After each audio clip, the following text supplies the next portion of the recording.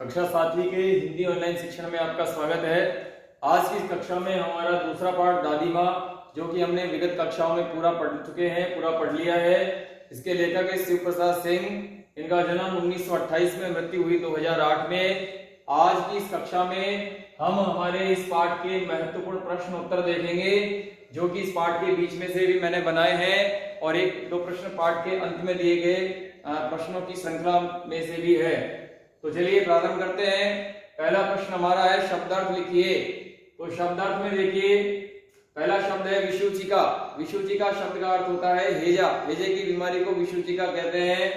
Shop भ्रष्ट का अर्थ होता है निंदनीय या बुरे आचार विचार वाले व्यक्ति को साप भ्रष्ट कहा जाता है। पछुआ पश्चिम से चलने वाली हवा। और चारा शब्द का अर्थ होता है उपाय या कोई इस तरह का प्रयास करना जिससे कोई समस्या हल हो जाए। दूसरा प्रश्न हमारा है दादी माँ पाठ के लेखक का क्या नाम है। तो दादी माँ पाठ के लेखक का नाम शिव प्रसाद सिंह है। इसके साथ साथ हम इनके जन्म मृत्यु का सन संवत भी लिख सकते हैं, तो ये प्रश्न का उत्तर हमारा थोड़ा बड़ा हो जाएगा। तीसरा प्रश्न हमारा है दादी माँ ने रामी चाची से क्या कहा था। जब रामी चाची दादी माँ से अपनी बेटी के विवाह के लिए पैसे मांगने के लिए आई थी, तो दादी माँ ने रामी चाची से कहा था कि देख धन्नो, उनका नाम यहाँ पर पाठ में धन्नो बताया गया है, अब ऐसा नहीं होगा, पहले के सारे पैसे ब्याज सही चुकाने पड़ेंगे। जब तू पैसे मांगने आई थी, जब तो पाँव पे मेरे पाँव पर नाक रगड़ रही थी और भीख मांग रही थी, भिक्षा मांग रही थी, मुझे पैसे दो, मुझे पैसों की आवश्यकता है, और जब मैं तुझसे पैसे वापस मांग रही हूँ तो तू आजकल कर रही था फसल कटने पर मैं पैसे दूंगी, ऐसा तू कह रही है। तो ये सारी बातें दादी माँ ने रामी चाची से कही थी या कहा था। एक दो दिन के बाद ही, इस घटना के एक दो दिन बाद ही खुद दादी माँ रामी चाची के घर गई और उसे उसकी बेटी के विवाह के लिए पैसे स्वयं जाकर के घर पर दे करके आई थी। चौथा प्रश्न हमारा है जानिए दादी जी को क्या धोखा दिया था। दादाजी ने दादी जी को क्या धोखा दिया था। दादाजी हमेशा कहा करते थे कि पहले तुम जाओगी, तुम्हारे पीछे मैं आऊंगा, पहले तुम्हारी मृत्यु होगी, तुम्हारी मृत्यु के बाद मेरा जीवन समाप्त होगा। लेकिन इसका उल्टा हुआ और पहले दादाजी की मृत्यु हो गई, दादी जी जीवित थी, इसलिए दादी जी ने कहा कि दादाजी ने तो मुझे धोखा दे दिया। पांचवा प्रश्न है लेखक को दादी माँ की कौन सी बातें याद आ जाती है।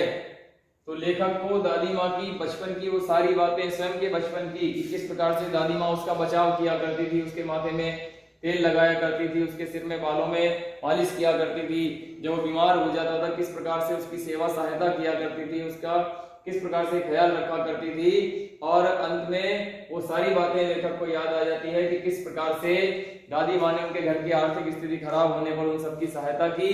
और दादी माँ मन से बुरी नहीं थी, अर्थात उनके मन से विचार बहुत अच्छे थे, लेकिन उनका बोलना जो था वो कड़वा था, कभी कभी लोगों को परेशान करता था, लेकिन उनका मन बिल्कुल साफ था। तो इस तरह की सारी घटनाएं लेखक को दादी माँ के संबंध में याद आ जाती है। और अंत में वो कहता है कि क्या वास्तविकता में दादी माँ नहीं रही, क्योंकि उसे अब भी विश्वास नहीं हो रहा था। दादी माँ ने अंतिम समय में लेखक के पिताजी की क्या सहायता की थी। तो दादी माँ ने अंतिम समय में लेखक के पिताजी की सहायता ये की कि जब दादाजी की मृत्यु हुई तो लेखक ने सारा घर का पैसा लोगों से उधार लेकर के सारा उनके श्राद्ध में खर्च कर दिया और घर की आर्थिक स्थिति बहुत ही खराब हो गई।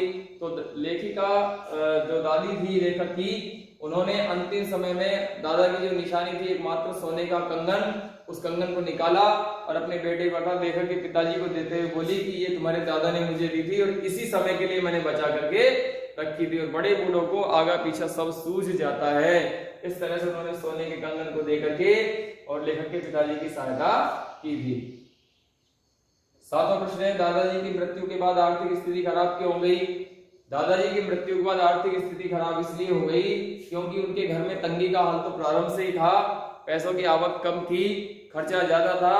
और इसके अलावा लेखक ने जब दादाजी के दादाजी की जब मृत्यु हुई तो लेखक के पिताजी ने बहुत सारा धन उधार लेकर के, ब्याज पर लेकर के, ऋण से लेकर के और उनके श्राद्ध में खर्च कर दिया था, जिससे उनके घर की आर्थिक स्थिति और खराब हो गई और लोगों का रुपए पैसा मांगना और उनके घर पर आना प्रारंभ हो गया था।